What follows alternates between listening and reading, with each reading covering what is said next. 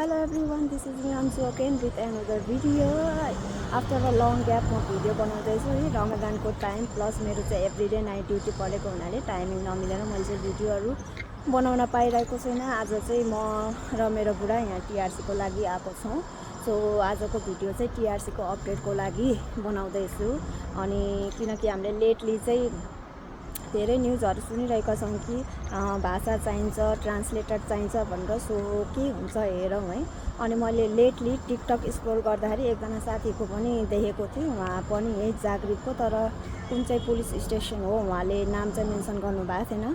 भन्दै हुनुहुन्थ्यो कि उहाँको साथीको लागि चाहिँ ट्रान्सलेटर लिएर आइज भनेर फर्काइदियो। अनि उहाँ चाहिँ अलिक पुरानै हुनुहुन्थ्यो क्या अरे, उहाँको चाहिँ बनाइदियो। अब मार्चदेखि चाहिँ सायद हामी पुरानोहरूको लागि पनि चाहिन्छ होला भनेर भिडियो बनाउनु भएको थियो। सो हेरौँ अब आज के हुन्छ।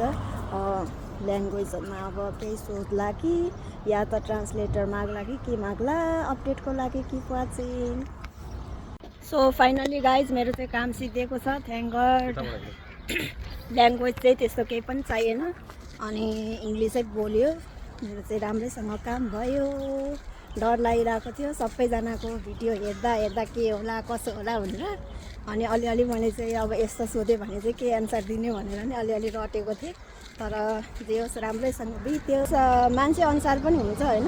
अब यो रेमिटेन्सकै गायोमा चाहिँ जे होस् त्यस्तो ट्रान्सलेटर ल्याङ्ग्वेज चाहिने चाहिँ छैन रहेछ। सो ढुक्कले आउँदा हुन्छ। अब हामी चाहिँ घरतिर लागेको। Thank you so much. See you in another video.